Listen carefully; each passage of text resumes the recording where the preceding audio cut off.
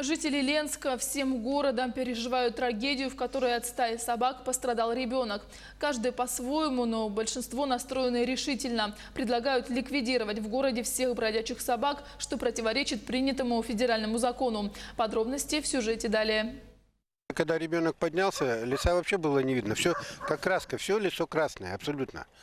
Вот как маска. Даже не было, чтобы кожу было видно. Полностью все лицо красное, кровь бежит, видно, капает на куртку, везде, на руки. Ну, состояние у него было шоковое. Александр Тертычный рассказывает историю, которую сейчас в Ленске знает каждый. Ее передают из уст в уста, пересказывают в СМИ, репостят в соцсетях. Мужчина и не думал о такой популярности, когда спасал ребенка от стаи собак. По счастливой случайности проезжал мимо.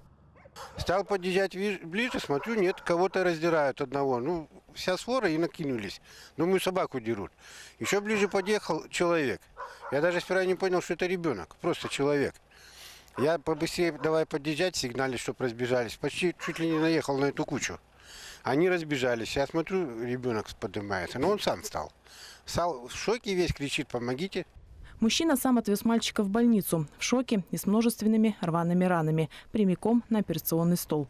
Ленские медики сделали все возможное. Теперь пострадавшего отправляют в Якутск.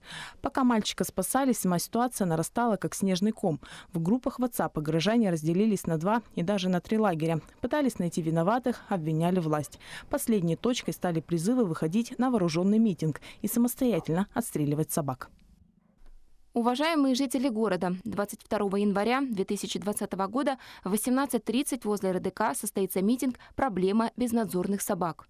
При себе иметь огнестрельное пневматическое оружие. После митинга толпой собак.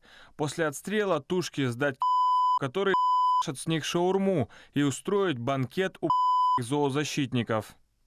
А ведь проблема родилась не вчера. По данным Роспотребнадзора, в 2011 году в больницу с укусами собак обратились 39 горожан, в 2019 – 132. С начала 2020 года уже 10 человек.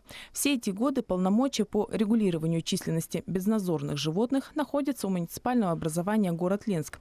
Люди буквально оббивали пороги городской администрации с просьбой отловить собак. Писали официальные письма, а получали только отписки. За 2 месяца до конца 2019 года мэрия заключила контракт на отлов собак с организацией, занимающейся защитой животных «Уши, лапы и хвосты». Он истек 31 декабря. В бюджете 2019 года мы для города выделили 7,5 миллионов на передержку собак. На регулировку и передержку собак 7,5 миллионов с бюджета района. «Уши, лапы, хвосты» они еще по федеральной программе выиграли 2 миллиона. У города было в этом году на эту программу порядка 10 миллионов, да, но в районе было денег. Но это самая большая сумма республики. Если у города Якутска в этом году было всего 6 миллионов,